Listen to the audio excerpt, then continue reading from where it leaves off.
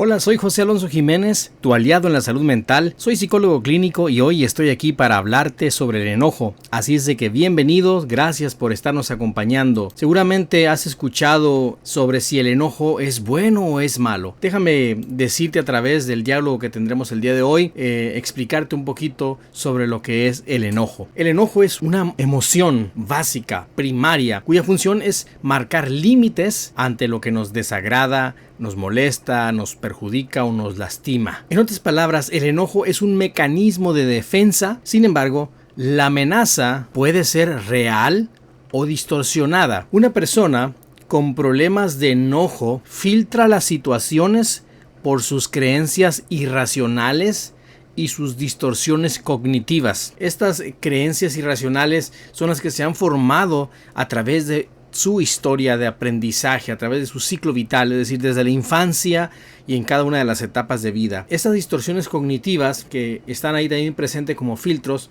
pueden ser aquellas como la generalización, maximización, catastrofismo, entre otras, que en otro programa estaremos explicándolas. También había mencionado yo esas creencias irracionales como los deberías, ¿no? Es que tú deberías de hacer esto, tú deberías de ser de esta forma, tú deberías de tratarme así, etcétera, etcétera. Ahora, analicemos cómo surge el enojo. El enojo, siendo una emoción primaria, surge de la siguiente manera. Esto lo voy a explicar de una forma didáctica, es más complejo que eso, pero vamos a tratar de imaginar que es así de simple. Viene una situación negativa a nuestra vida. Esta puede ser interna o externa. Es decir, el enojo puede surgir por causas internas, ¿sí? Cosas que me suceden a mí desde mi pensamiento, etc. Como puede ser un agente externo lo que hace que yo me enoje o de donde mi enojo parte. Lo que alguien me dijo, lo que alguien me hizo, etcétera, etcétera. Entonces puede ser interna o externa la situación. El punto es de que el primer paso, vamos a decir así, de cómo surge el enojo es que se da por una situación negativa. Posteriormente viene el pensamiento automático, luego viene una emoción con un grado de intensidad y luego la conducta. Vamos a explicar estos 4 pasos. Primero, situación negativa. Imagínate que de pronto alguien en tu trabajo te dice, lo hiciste mal. Esa es la situación.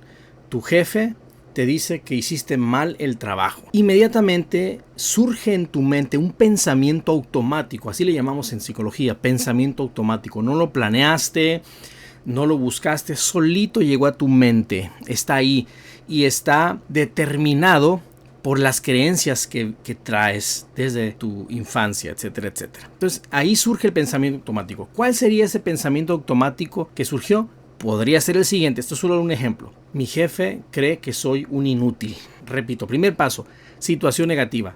¿Cuál es? Tu jefe viene y te dice, hiciste mal el trabajo. Esa es la situación. Luego el segundo paso es, vino a tu mente un pensamiento automático. Tu pensamiento automático fue, mi jefe cree que yo soy un inútil. Viene el tercero, es la emoción.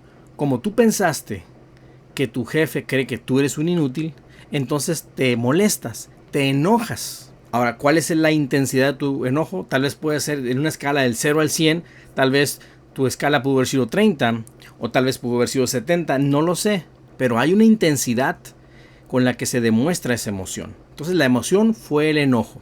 Ahora, una vez que te has enojado, que viene la emoción enojo a ti, a razón de lo que pensaste, de cómo interpretaste la realidad, entonces viene el cuarto paso, viene tu conducta, la forma en que reaccionas. ¿Cómo reaccionas ante eso? Te enojaste y entonces tal vez le contesta al jefe y le dices, si quieres hazlo tú, o tal vez no dijiste nada pero aventaste las herramientas, o tal vez hiciste un murmullo, no lo sé, pero realizaste una conducta. Esa es la reacción en base a tu emoción. Obviamente el tipo de conducta va a ser determinado por la intensidad de la emoción, y la intensidad de la emoción a su vez fue determinada por qué fue lo que tú pensaste, cómo interpretaste la realidad.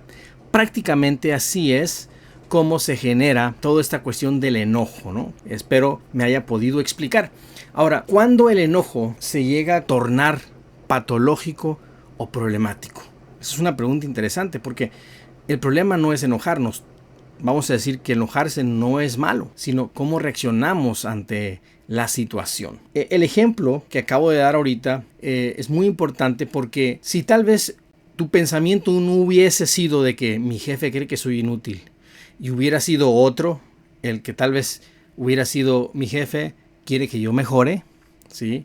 O mi jefe lo dice por mi bien, tal vez ya no te hubieses enojado, pero fue a razón de lo que pensaste, es decir, de cómo interpretaste la realidad que llegaste al enojo y a la conducta que tuviste, ¿no? A razón de ese enojo. Entonces, ¿cuándo viene a ser el enojo un problema o una patología ya? Podemos hacernos estas preguntas para poder identificarlo, porque repito, enojarse es normal en el ser humano, es una emoción básica, está ahí, está inherente, nadie te la enseñó. Aunque hubieses nacido solo por allá en el medio de la selva, aún así te hubieses enojado, te hubieses frustrado en algún momento que quisiste alcanzar, quisiste cortar una fruta y no pudiste, te hubieses enojado, porque está inherente a nosotros. Ahora, pero ¿cuándo se convierte en problema? Ahí te van las 4 preguntas que pudieras hacerte. La primera es esta: ¿cada cuánto me enojo? Una cosa es enojarme una vez a la semana y otra cosa es enojarme todos los días, 7 veces al día, por decir algo. Entonces ya mi enojo es muy recurrente. Segunda pregunta que deberías de hacerte es: ¿cuál es la causa de mi enojo?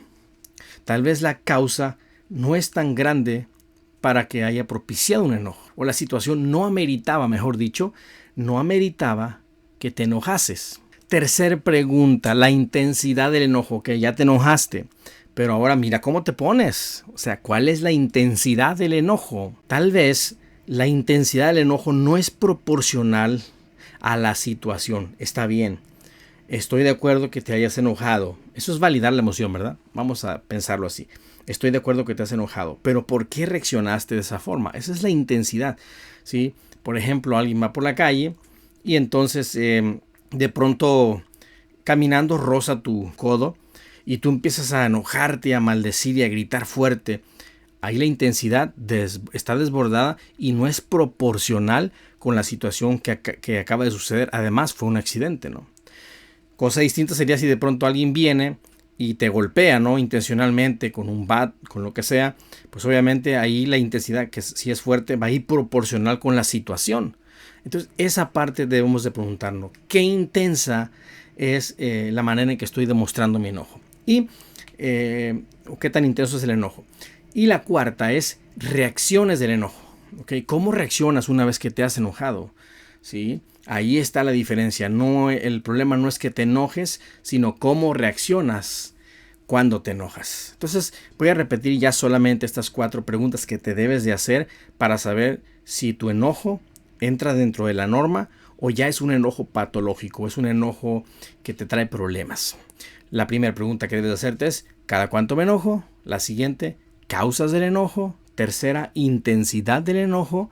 Y cuarto: reacciones del enojo. Vamos a ver los niveles de enojo. Dicen que para todo hay niveles. Bueno, también aquí en esta emoción hay niveles. El enojo, en esa emoción primaria, se puede responder de una forma más asertiva, porque en este nivel de solamente enojo estamos actuando todavía bajo nuestro raciocinio, bajo el dominio de nuestro lóbulo frontal, que es la parte racional del ser humano. Ahí se encuentra la cuestión de la personalidad y todo esto, ¿no?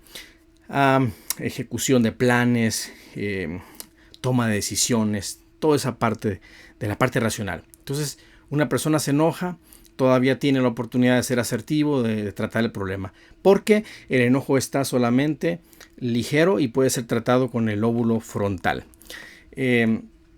Vamos a poner un ejemplo. Una mamá le dice al hijo lo siguiente: como ignoraste lo que te pedí que hicieras, vamos a pensar que no limpió su cuarto, hoy no podrás salir a jugar con tus amigos. Entonces la mamá está siendo asertiva, no lo está insultando, sin embargo le está dando una consecuencia ante los actos del hijo. Está molesta, sí, porque se desobedeció, porque se brincaron los límites, por eso se enoja. Sin embargo, está racionando, está siendo racional y está pudiendo dar una consecuencia, vamos a decir así, adecuada. Ahora, aquí yo mencioné una palabra muy importante: asertividad. ¿Qué es la asertividad? Bueno, la asertividad. Imagínate un péndulo. Regularmente están los extremos que no nos benefician en cualquier materia que me lo quieras poner. Y en el caso de aquí de la asertividad también existen los extremos. Por un lado está la pasividad, donde las personas no hacen nada por defenderse, por defender sus ideas, sus pensamientos, no ponen límites, ¿sí? Pasa todo el mundo por encima de ellos. Ese es un extremo, la pasividad, no ayuda. Por otro lado está la agresividad, tampoco ayuda. Son personas que van en contra de las personas, ¿no? Lastiman, hieren, etcétera, etcétera, verbal, físicamente, pero tampoco ayuda, es el otro extremo. ¿Qué necesitamos? Necesitamos el equilibrio y en el centro tenemos a la asertividad, que es manejar las situaciones o decir las cosas que tenemos que decir, pero de una forma adecuada, a la persona adecuada en el momento adecuado, ¿no? De la forma adecuada. Entonces, cuando estamos enojados, necesitamos manejar la asertividad. Ahora, ese es el enojo. Lo otro que viene del enojo, cuando aumenta la intensidad, ¿sí? Y no sabemos controlarnos, entonces viene la ira, que es diferente al enojo. Es un nivel más arriba. Se actúa desde el sistema límbico, que es la parte emocional. Entonces, cuando el enojo sube de nivel, se transforma en ira. Y entonces es el sistema límbico el que toma control de esa emoción. Y de esa forma, entonces, la parte racional ha perdido aquí, ¿no? La mamá le dice al hijo, en este caso, por ejemplo, la mamá le dice al hijo, ya me tienes harta, que eres un bueno para nada, un flojo, etcétera, etcétera. Ahí ya la persona no está siendo racional. Sobre todo está provocando una violencia verbal hacia su hijo, ¿no? Entonces, eso sería un ejemplo de cuando la persona ya no solo está enojada, sino está llena de ira, porque su sistema límbico, sus emociones, están ganándole a la parte racional. Ahora, pero vamos al siguiente gradiente, siguiente nivel, que es la agresión. Ya no solo está enojada, sube a ira, está iracunda, pero ahora viene la agresión. Esto ya no es una emoción, sino es una conducta. La emoción dejó atrás y ahora, o se combina, mejor dicho, con una conducta que en este caso es la agresión.